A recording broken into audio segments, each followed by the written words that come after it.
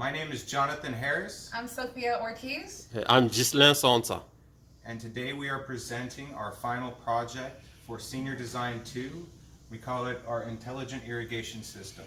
So one of the things that we designed was this blank application software right here. You can see on there that we have temperature displayed, humidity displayed. We have all the moisture zone, the different 4 zones that we designed our system to displayed. These are the individual control buttons for each zone. Right down here we have a button for all zones, on or off. And then right here we have a master valve button, which is important for some systems. Some systems require master valve, others do not. Alright, if we come on over here to the control panel. Alright, so as you can see here, we have our auto mode on. You can see the auto mode page just cycled past this, but this is an indication light that will tell us when it's on. Here. Make sure auto mode is on. There we go. Mode for the Intelligent Irrigation Control System.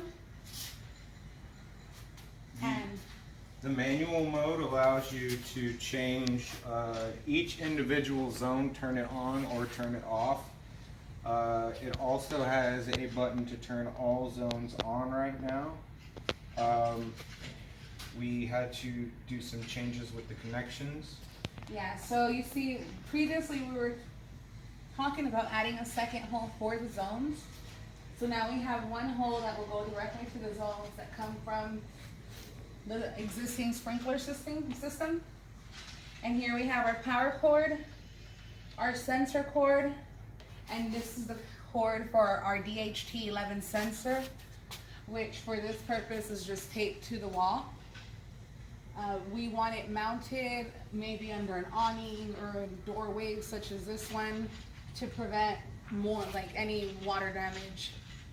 And it's taped because we are not going to drill a hole in somebody else's house. Okay. All right. So we usually have a thing. We have a button to turn all valves on at the same time. I am going to do that now. Turning all zones on now.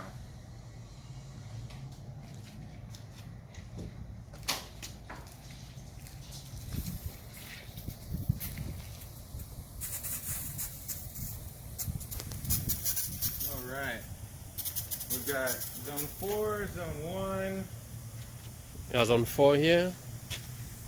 You're going to zone 3. Right here, and zone 2. And then if you want to come over here, zone 3 should be on.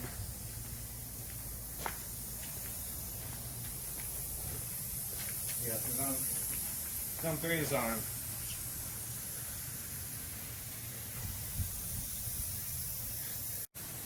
Alright, we'll be turning all zones off now. Currently they're on.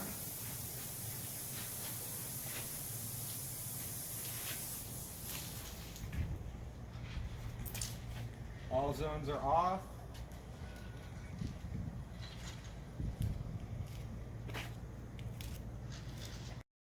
We are now testing the manual controls for the Intelligent Irrigation System. Turning on zone 1 now.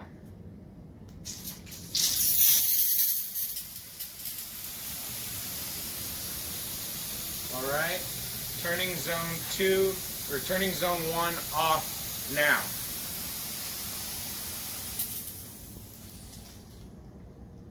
Testing zone 2, manual control. Turning on zone 2 now.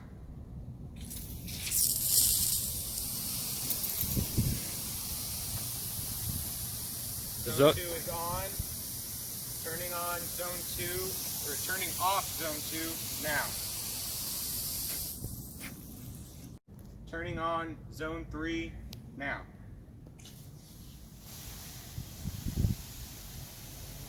Zone 3 is on. Turning off Zone 3 now. Turning on Zone 4 now.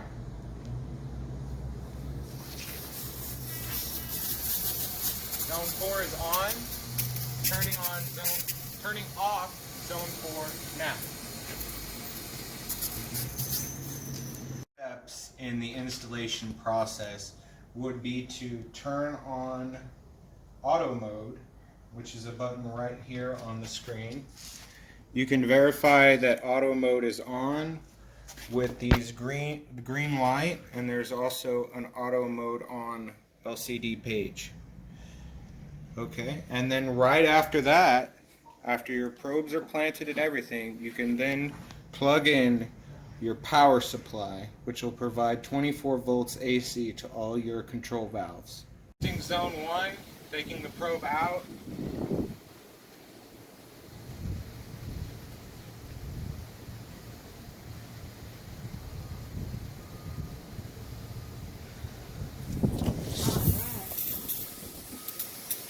Zone 1 is on now.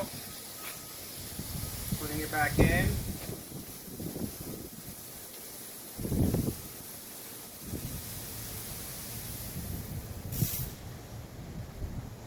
Zone 1 is off. Doing a test of Zone 2 to see if the automatic function works. We currently have it in water. We're going to take it out of the water and wipe it, and it should turn on.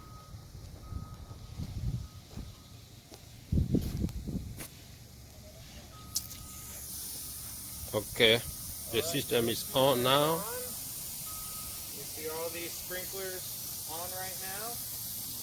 Putting it back in. The system is off. Zone 3, taking it out of the water.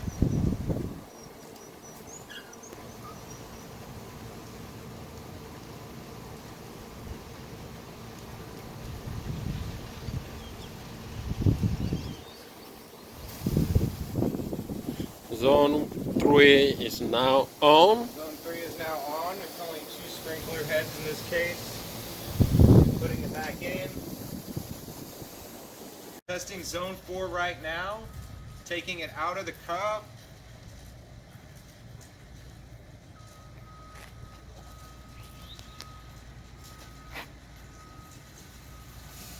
Alright.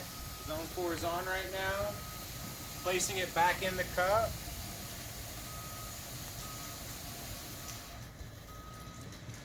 Zone 4 is off. Brief summary of why our system is currently better than the established system that came with the house.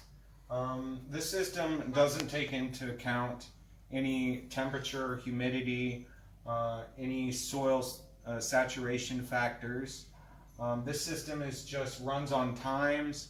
It could overwater. You are allowed to make a scheduler, but it could easily overwater if you schedule it too long. This system over here, it has a protection for low temperatures so it doesn't turn on during freezing conditions. This system also does.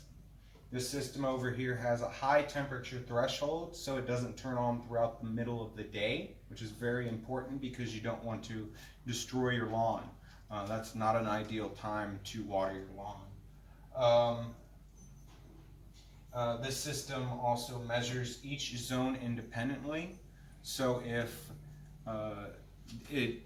rain is uneven or the land is uneven and water is dispersed in different places, specific zones will go off while other zones that are watered enough will stay off. Another advantage that our system has over the existing system is our idle mode. It's important because it allows SPI and UART communication, but it shuts off the CPU so that the system can last longer over time. Our system also has a data logger that will keep data on our date, time, soil moisture readings, relative humidity, and temperature. This is important in case we ever need a maintenance, so we can be able to pinpoint any problems that may occur over time. It can also keep up to 10,000 files, and it records this every 6 hours. The last feature that we have on our system that the original system doesn't have is that at 6 a.m. and 6 p.m. every day, the system takes a reading of temperature and humidity. It then compares that reading to a reading every couple of minutes on temperature and humidity. If temperature increases or decreases by 5 degrees, or humidity increases or decreases by 10%, the system goes off, showing that we're going from morning hours to midday hours, or from evening hours to midnight hours. And that is our intelligent irrigation system.